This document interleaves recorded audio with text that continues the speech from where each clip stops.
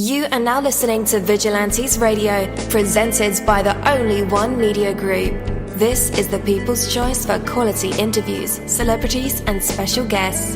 Hosted by Demetrius Dinny Reynolds. Call in to join the mix at 701-801-9813. For the complete archive of episodes, visit onlyonemediagroup.com and be sure to like us on Facebook at Vigilantes Radio.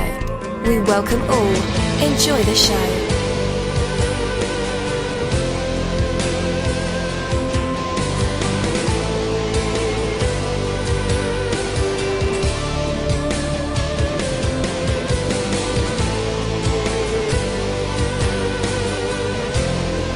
Ladies and gentlemen, please welcome your host, Demetrius Houdini Black Reynolds. Enjoy the show.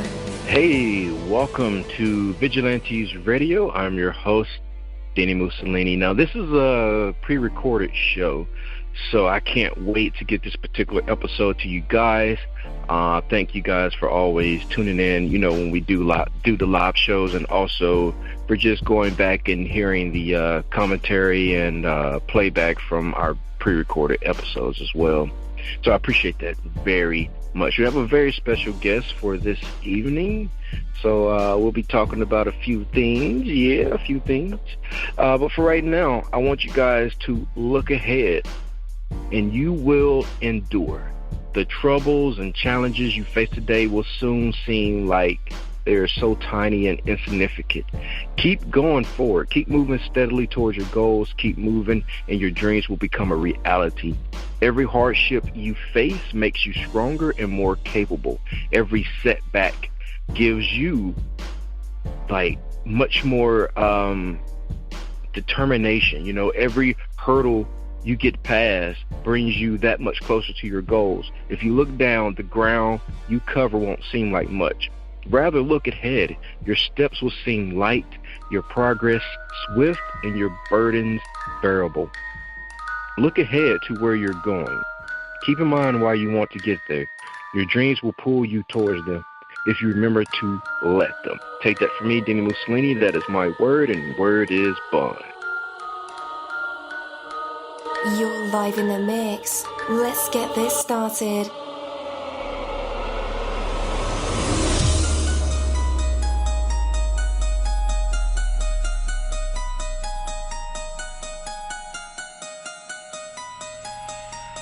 Yo, hello, and welcome to another awesome episode of Inside the Music, or the book, or film, or even the business, where we dive into the minds of the people who create these marvelous things. It feels so good to be back with you guys once again.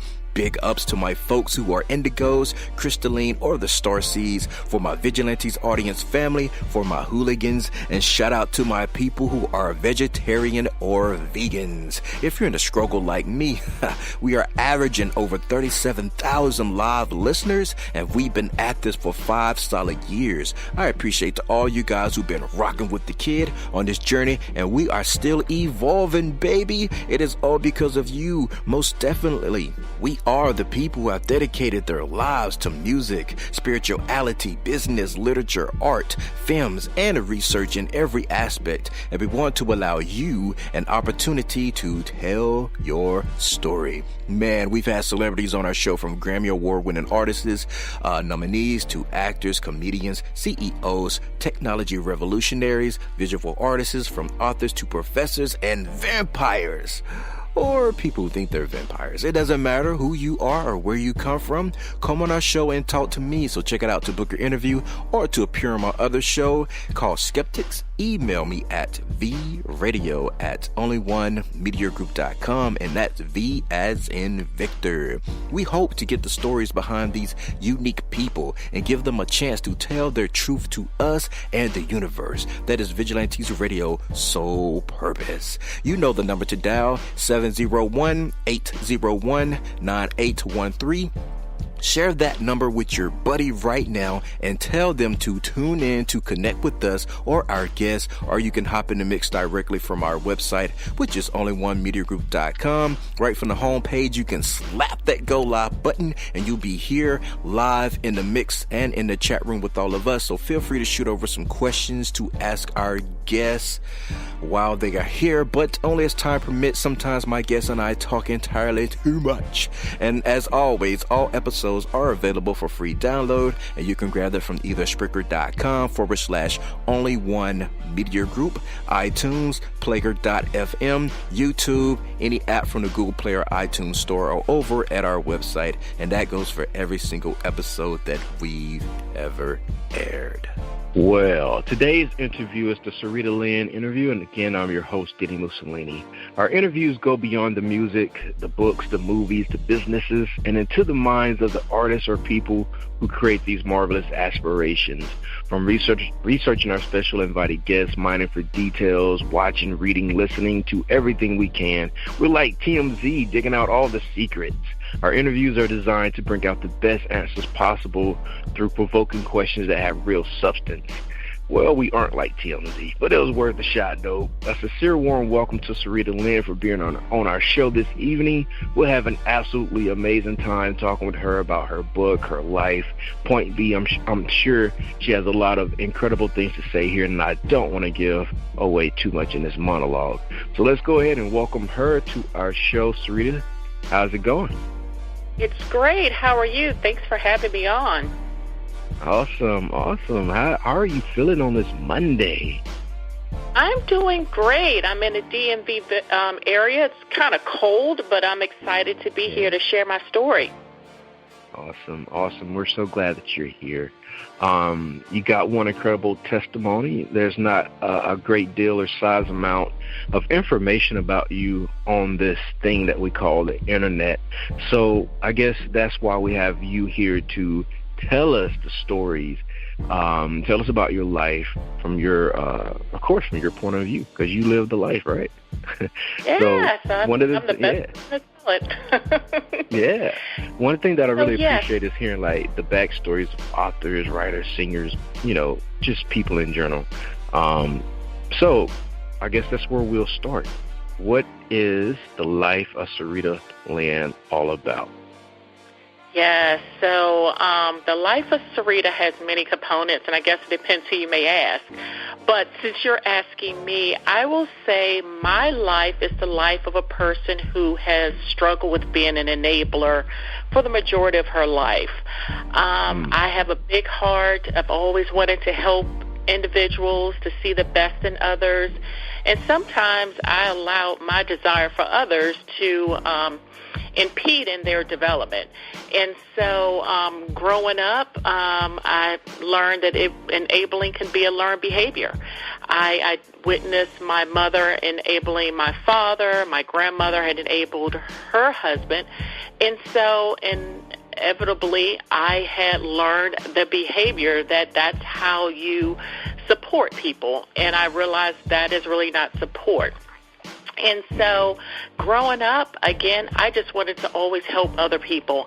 In doing that, I've realized that some of the decisions I was making in an effort to helping people really impeded their growth and development. And through life, I just continue to always be there as a witness for someone. If someone needed help financially, if someone needed assistance with counseling or coaching, I was always there. I was their plan B. To the point it got to the place where I didn't know where they began and I ended. So I was always wanting to fill in that blank with assisting them in spite of the hardships it may have caused me. Right. And so through that, I am here through my life lessons. And I learned that, unfortunately, through the hardship of my brother having a drug addiction for 27 years, I enabled that behavior, wanting to save him from himself. And I was going to the drug houses, trying to save him, in and out of jails, visiting him, giving him money to pay off his debts. And then, unfortunately, at the age of 43, he died of a drug overdose, and I was devastated. And I thought, goodness, what positive can come from this? I had prayed for 27 years for his deliverance. I had prayed for him to be able to turn his life around, and that didn't happen. So I decided to take the pain and the hardship I had went through to try to help others, and so I wrote this book, The Quandary, Feeling Responsible for What's Not Mine. And through that, I said, you know what, his life will live on, and if I can help save one person and to liberate someone from feeling responsible that they are required to save someone else, I wanted to do that. And so in doing that, I really had to dig deep to ask myself, why was I doing that for so long? What was I trying to identify with? And I realized there were 5 warning signs for an individual who could possibly be an enabler. Through my testimony, through my life, interviewing and researching others who were enablers, the first warning sign I identified was always saying yes just to appease other people. And so as an enabler, sometimes we make decisions just to validate our own insecurities. We say yes just to appease other people, and knowing that in the end we really didn't want to do it, and then we get frustrated with ourselves. The second warning sign that I identified was always bailing people out of trouble. So when I connected with my brother and then my children, because one thing we need to realize is that enabling is not only about supporting a dysfunctional behavior in someone who has an addiction. It could be not holding our children accountable to what they are responsible to doing. So they could have responsible to pay their phone bill. We're constantly bailing them out to pay the phone bill. Or we could be in a relationship, and it could be a dysfunctional relationship, knowing it's not the best for us, but we compromise and stay in that relationship just to say we have someone. My third warning sign is not being patient in order for the other individual to confront the issue on their own. So again, growing up, I had many hardships, and so my father was an alcoholic when I was young, at a younger age. Thankfully, he eventually went through counseling and was able to break that addiction. But not holding people accountable. So, for example, if you have a good friend who's constantly drinking and can't hold their alcohol and they're spitting up and you're cleaning up behind them, but not holding them accountable to the consequence of what their decision was, and not allowing them to see the byproduct of what their actions has caused. Constantly wanting to minimize what the output was of what their conduct was. So again, not allowing them to be held accountable for their own decisions. The other one is getting mad when they don't take your advice. And that's one thing I found that I was doing as an enabler, is a person would come to me, a good friend would want advice on a relationship. I give them advice, and they stay in a dysfunctional relationship, and I'm getting upset, and I'm getting angry. And I had to realize that that's not my life. That's not my responsibility to make someone do what I think they should do. And I just realized it became an epidemic for me to want to constantly put myself in the life of someone else to have them do what I think they should do. And then my fifth warning sign is doing for them what they should be doing for themselves. And so one of the chapters in my book, I explained the difference between support and being an enabler. And so support is assisting someone with something they can't do for themselves. So, for example, if you're in a relationship and you need a couch moved, and the female is not able to physically do that, and her significant other moves the couch for her, he is supporting her in something she cannot do for herself. Enabling is doing for them what they should be doing for themselves. So, for example, a person is not being held accountable. They're not going to work on time. So inevitably they may get written up and eventually may be terminated from their job, and you're paying their bills for them. So you're not you're not holding them accountable for their own consequence, but two, you're doing for them what they should be able to do for themselves. So overall, that is who I am. I want to be an advocate to help anyone who I can to break the cycle to enabling other people and make yourself a priority and live your best life. Definitely. So, Sarita, what do you think? I know you have a big heart, but what do you think the enablement came from, like the root with yourself personally? Need and acceptance. And so as I mentioned, that it was a learned behavior for me. So as far back as I was a child, I've always seen dysfunctional relationships, unfortunately. There were some healthy relationships, but as I mentioned, my grandmother was married to my grandfather, and he was an alcoholic. So I saw that. I saw mistreatment. I saw regardless, you stay, you pray, and as a believer and as a Christian, God is able to do anything. And then I saw my mom was married to my father, who was an alcoholic. So it was perpetual dysfunctional behaviors that I learned that regardless, you stay there and you make it work. And then I got married and got into a dysfunctional relationship and got divorced. Mm-hmm. And I had to realize the decisions I make is going to impact the lives of my children. And I had to begin to make different decisions. So first, I will say for me, it's definitely a learned behavior. It was when you are in a enabling relationship. And I will say for me as a Christian, I really thought that if I prayed harder, if I fast, if I did one other thing, if I said yes, this would be the caveat that would make the situation turn around. So I took the responsibility as being like a mini God. I thought that if I did something different, it will change another person's behavior. And what I realized, it took me 27 years to realize. And keep in mind, I was my brother started getting high, I guess around 13 or 14. So I went through this for all of middle school, all of high school, through my 20s, 30s. So for 27 years, it was my quest in life to save my brother. We were only 13 months apart.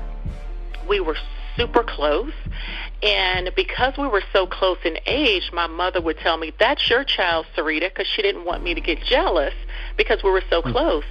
And sometimes as parents, we have to be very careful of the words we say to our children, because words have meaning. Words take root. They have definitions. They define how we carry things out in life. And so at a young age, I felt responsible for him. And I loved him to the point I loved him like he was my son. So I did make decisions that was not in the best interest. So I'm in high school calling bail bondsmen for my brother. I'm going to jails, going to visit him. So I was living out a very adult life at a young age. And so I had to make those decisions as an adult. And, so it doesn't just stop there. So when you enable an individual, it crosses all boundaries of relationships. I enable my mom because she wasn't emotionally, I think, equipped or prepared to really handle a child who had a drug addiction. And so I had a very strong personality, and I was very independent, even at a young age. And so going through my father, who was an alcoholic at a younger age, I had a need of acceptance. And so a part of my book, I talk about when you are an enabler to another person, you don't do it you're not enabling for the sake of enabling. You have to really get to the point where you do soul searching of what am I getting out of this? We teach people how to treat us. So in order to stay in a dysfunctional relationship, I had to really do soul searching to, why am I doing this? And I realized I had a need for acceptance. And through me enabling other people, it gave me acceptance. As dysfunctional as it was, you needed me. I was there to help you. I'm going to save you. So although it was bringing heartache on me, it was bringing dysfunction, there was a need of acceptance because you needed to come to me to assist you in doing something. And that brought a form of validation, as dysfunctional as that was. So it wasn't until, I'll say, the last year and a half of my brother's life where I really stopped enabling him, which impacted our relationship. So for 27 years, I jumped through hoops. I gave him money. I gave him rides. I was making decisions that I thought was helping him, but ultimately I realized it wasn't. So the last year and a half where I stopped doing that, it was a whole different relationship.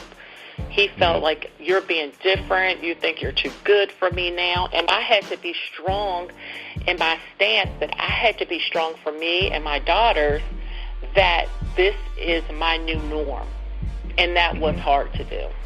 But it was beneficial for me. I get that.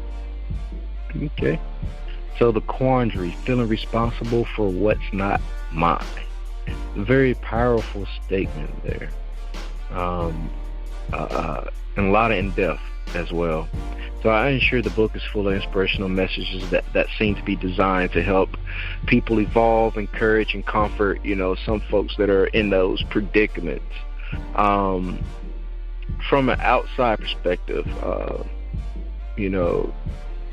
I guess we all are enablers in some form and fashion when it comes to family, loved one, and acceptance. And the book speaks more truth about you and people in general. So we know that the book was... Oh, go ahead. No. I'll agree to disagree. So I don't think everyone is enablers. I know many people who yes is yes and no is no. And I'll say, for example, my father, he was adamant. If I said yes, that's yes. And if I said no, that is no. There was no indecisiveness. So one thing about enablers, they typically go back on their word a lot. So, for example, a person can continue to push to the point they say, just forget it, I'll go ahead and do it. But there are some people who are really firm in being able to say no and very comfortable with that. And that takes a lot of maturing, that takes a lot of developing, and that's one thing I work on every day. Because as an enabler, it is an addiction just like alcohol, drugs, gambling, because it's a dysfunctional behavior, even to the point of knowing that you should be saying no to this person or saying this is not in the best interest for me. You find yourself saying yes to one of those 5 warning signs, just to appease others because you don't want to hold them accountable for their decisions. And sometimes you think it's easier in the short term. And that's not always the case. So I don't believe everyone is enablers, because some are truly firm to holding you accountable and being able to say no and being fine with that. So what I have done now is that I have learned that every decision, I have to take it as an isolated decision. And it's not saying yes just to appease me at the moment. How is my decision right now going to impact me next week? How is it going to impact me 6 months from now? Is this a learned behavior that I'm now teaching to my children? I talk to my children very honestly about my past. I talk to them about the decisions that they make and not feeling responsible, although they're very passionate, they're very empathetic. Being able to draw the line of where your responsibility is here on this earth, and you're holding people accountable for their decisions. a chapter in my book is wanting more for you than you want for yourself. And that's one of the struggles with being enablers, that a lot of times we see the potential in others to the point they may not see it for themselves or may not want it for themselves. And so we'll input our desire for them to be better over their desire to be better themselves. And so this is where the conflict occurs, is that I see more in you than you see for yourself, so I'm going to push you and convince you that you should be doing things differently. But at the end of the day, the only people we can change are ourselves. And so my book is not only from the side of breaking a cycle to enabling. It is really a motivational self-help book. So after each one of my chapters, there are questions to ask yourself, to really, it's thought-provoking, to really get you to think, why am I doing this? Am I holding myself accountable? Do I need an accountability partner to hold me accountable, not to continue to perpetuate this cycle? But it's really to live your best life. So since my brother has passed, I have written this book. I have been able to speak to others. I have been able to come outside of my bubble to identify, what do you really want to do, Sarita? What are your priorities in life? Why did God create you to want to, how are you supposed to show up? So we're not to live in a shadow of anyone else. We are unique. We are supposed to be the salt of this earth, and so I'm a Christian, so I'm using all these, but we all have a purpose in life. We all are called to do something, and what I'm called to do is different from what you're called to do. And so when you start to walk in your passion, when you start to live your best life, doors open. Opportunities present themselves, and we should not feel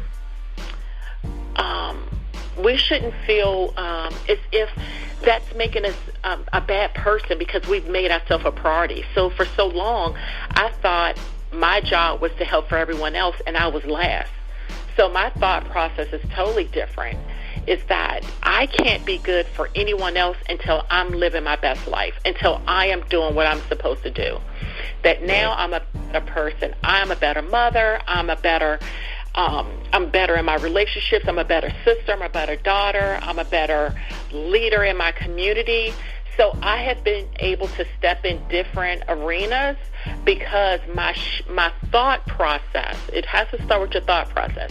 My thought process has changed from being into someone else's identity to identify who I am supposed to be and then connect with people to help me get to my next level. All right. So, I was going to ask about the book. Was it a self-help book or a guide? And you kind of cleared that up. It definitely is. And so it's a self-help book because that's one thing. I think so many times we read books, but we're really not digging deep to see how this applies to our individual lives. So some of the chapters I have in my book is I'll do it. So a lot of times as an enabler, you think if you don't do it, this will not get done. And that's so not true. Every assignment or everything that appears, everything that is presented to you is really not, it's not your responsibility to do. Just because something's presented to you, it's okay to say, no, I don't feel like, I'm equipped to do that, or nope, just not interested. And it's fine to do it. A chapter is support versus enabling. Wanting more for you than you want for yourself. And that was hard for me because I always see the best in others. I always want to help the person. You tell me what your goal is, I'm going to do 100% to help you try to get there. But I had to realize that I can't want more for you than you want for yourself. I talk about truth versus manipulation. As I'll say specifically when you are connected to someone who may have any form of addictions or they are very manipulative. May love them to death, but they can be very manipulative. And so you have to be able to get to the place that you're open to receiving the truth and knowing the truth internally. Because a lot of times we mask the truth to hear what we want to hear. So one of my chapters is truth versus manipulation. Trust the process. So what do you do when the process doesn't end the way you want it to end? So what do you do when you're so embedded into someone else's life that the decisions they make is not in line to what you thought they should be doing? How do you handle that? So I had to really deal with that. Once my brother died of a drug overdose, I couldn't pray for his deliverance. I couldn't try to save him. I couldn't give him any money to try to go through rehab. So what do you do with that? How do you trust something that's done? Mm-hmm. So I talk specifically about the journey of trusting the process, that even when it doesn't end the way you think it should end, if the relationship ends in a divorce, there is life after divorce. So what do you do after it turns out differently than the way you plan? Another chapter is when enough is enough. So there's a point where we have to say, what are our boundaries? And I talk specifically in the book about it's crucial to have boundaries for any relationship. That if you don't have boundaries and specific territories where you're saying, I'm not going to go beyond this, here are my expectations, because as I said, we teach people how to treat us. And so when you don't have boundaries, you would say yes to anything. So, and then you'll be caught up in a situation you may not be prepared to handle. So when is enough enough? Moving past the pain and forgiving. That was challenging as an enabler because when you enable someone, you're giving up your time, you're giving up your resources, you're giving up your mental state, you're giving of many aspects of your life. And so I had to first learn to forgive myself. So I couldn't forgive my brother for the 27 years that I had given him. I was angry. I was frustrated. I was wanting him to give me something that he was not emotionally equipped to give me. So right. All that I was pouring into him, I was pouring into my children, I was pouring into other relationships may not have been as healthy, and I was expecting them to give me something back that they're not prepared or they're not equipped to give me. So how do you move past the pain of the decisions that you've made and how to forgive yourself and how to forgive the other person? And then I conclude with a chapter calling Making Me a Priority. And that is my most exciting chapter of where I am now, is that the decisions that I make now has to be able to make me a priority, not so much that I'm expecting, to receive a benefit or reciprocal of something. It is a priority of how is this decision that I'm about to make going to impact my life for the better. Right. With this relationship, with my peace, with my connections, with my long-term goals. Is this going to take from me to the point that it's going to put me further back into being an enabler? And it has to be a no. Definitely. So I noticed the book has a lot of Christian references in it. Is this book only for the Christian conscious community? No, actually I only have probably a couple of, I do have a few, maybe a scripture. It's definitely not only for those who are Christian. It is for anyone, because one thing about being an enabler, it crosses all segmentations. It doesn't matter your race, your gender, it doesn't matter your social economic background, it doesn't matter your nationality, it impacts anyone. And so my book is definitely for anyone. So I have a few scriptures here for foundational and some prayers in the back to support individuals who may find themselves going through certain hardships, but it is definitely a book for anyone. Definitely not only geared for those who are faith-based. All right. So who played a key role in making this book seem possible to make and reachable? Yeah, so what I will say for my oldest daughter, she'll be 20 next year. So for about 20 years, I've journaled. As I mentioned, when I was married before, it was not always a healthy relationship, and I found journaling was very therapeutic for me. And so that was a way for allow me to put my thoughts and my emotions on paper, not be judged, because I was always very I like confidentiality, and so I didn't want to be judged. I didn't like telling my business because there was like this image I thought I had to uphold. And so I found that I was journaling, and then I had years of journals of things I had gone through, how I overcame them through the years of my brother in and out of jail, through other relationships that did not work. Always trying to support other people. And after my brother passed of his overdose, it was really devastating for me because in my mind, I thought he would get off of drugs eventually. He will, have a street ministry, help other people.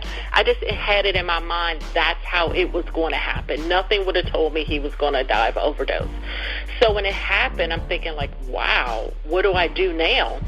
I was so embedded into his life. I mean, I did, the decisions I made, we were just super close. I'm just like, I just can't believe he's not here anymore. What do I do?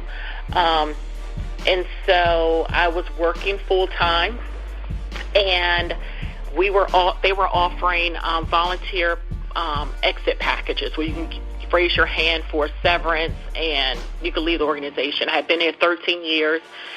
And everything in me was like, it's time to go. And I'm thinking, like, are you serious? You're a single mom. How are you going to leave a good-paying job, pension, benefits, and everything? But something in me was like, it's time for a new chapter. So I raised my hand. I took a buyout package. I took a year off of work, and I wrote my book. And so I never thought I was smart enough, equipped enough to do this. And through the journey of writing my story, talking to other people who were enablers, there were some consistencies that flowed through it.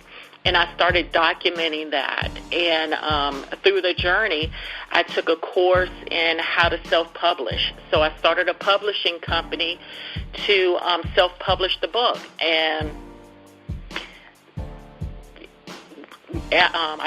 dot A connected to dot B, connected to dot C, and, I'm here. And so I named my publishing company Sky Publishing, S-K-I-E, after me and my daughters and my niece. So it was after Sarita, Kayla, Imani, and Ebony. And so my website, if anyone is interested, is www.skiepublishing.com. And so that's how I got Sky, from the names for the acronym for myself, my daughter, and my niece. Nice. Okay. And where can people grab the book from? I'm sorry, say it again. Where can people go to grab the book from? Yes, you can definitely go to my website. If you purchase the book from my website, I will autograph the book and mail it to you. Again, my website is www.skiepublishing.com, skypublishing.com. You can also order it on Amazon, or you can order online at Books A Million. But unfortunately, that will not be autographed copies. And so I also designed a small journal to accompany my book that you can purchase on my website, and a bundle is $20 for the book and the journal, or you could just buy the book for $14.99. Okay, awesome. And guys, just in case you need that link, I have it in the description of this episode, so when it comes out, all you have to do is click the hyperlink and it'll take you right to her website, so you can grab that book and get you an autographed copy. So, Sarita, we have a long-standing tradition of Vigilantes Radio to do what we call a hot seat. And that's where we see if you have any additional talent. Like maybe you could sing, maybe you do poetry, maybe you can rap, tell a joke, stories, even live instruments, or you can just read from your book. Of course, this is a pre-recorded episode, so the choice is yours. You don't really have to participate if you don't want to. So do you want to? Sure. Let me try to pull something from my book. All right. Well, while you do that, we'll cut to some music. Here's the Nuclears with their song Eclipso. We'll be right back. Millennia ago, he came to overthrow the Pharaoh's power against all the odds, with strength from heathen gods. Yeah.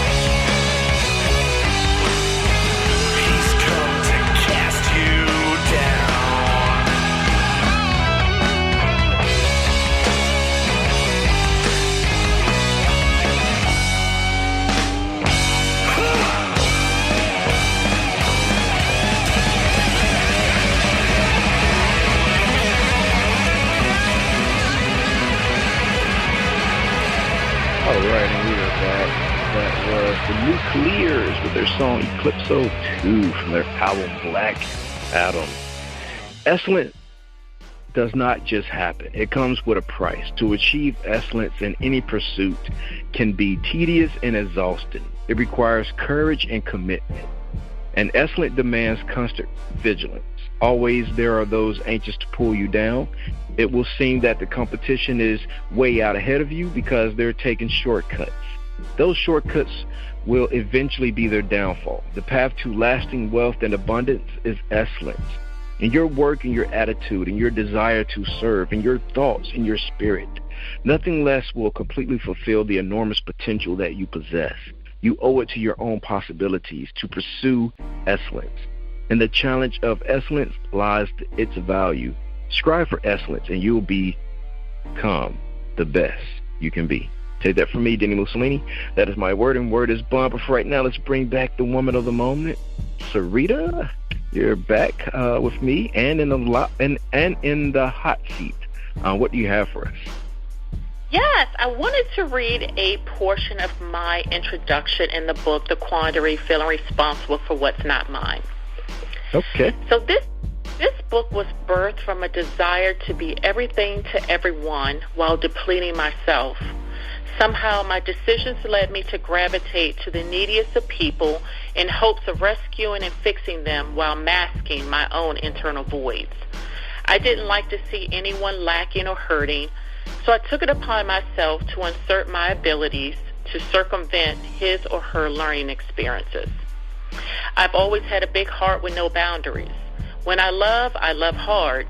Loving carelessly led me down many roads of repeated disappointment. How many of you know that loving without boundaries or limitations can lead you up to a catastrophic collision? I didn't fully grasp how all my yeses would lead me down a path of pain, frustration, and resentment. I had to eventually learn that my current state was only a mirror of my years of decision-making and words I had spoken. No one did it to me but me. As an enabler, it's easy to be in a quandary, feeling responsible for what's not mine. Sometimes when a person has an inner compulsion to be needed and accepted, they make decisions out of their emotions instead of intellect. No one is an enabler just for the sake of it. It's a disease just like alcoholism and drug addiction. Be able to make the decisions that impact your life for the positive. Because as an enabler I was indecisive, my choices constantly changed. I began to be obsessed over miniature things such as I shouldn't have done that, or I shouldn't have sent that email, going back and forth with my thoughts. Maybe your story is different from mine, and maybe you have an experience that's slightly different. You can gain strength and learnings from everyone you've encountered. I hope by reading my book, you will able to take lessons learned and realize that you are a priority and that you can refocus your life to make your life the focal point and help people by your example and not by impeding on their progress. Nice. Okay. All right. So, Sarita, I want to thank you so much for being our guest this evening and providing some much-needed insight into your book. I'm sure a lot of people can find this book very helpful. And I know I said earlier, I believe a lot of people are enablers. I don't know. Maybe with kids, having children of your own, you tend to be a little lenient with kids. It wasn't that way in my house, though.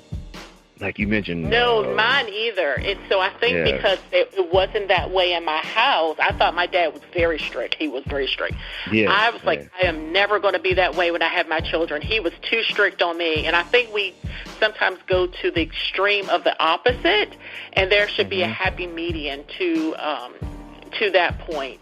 And so I think it's a lessons learned. And so life is a lesson. I think in some ways I'm a better parent. In some ways I think I have ways to go.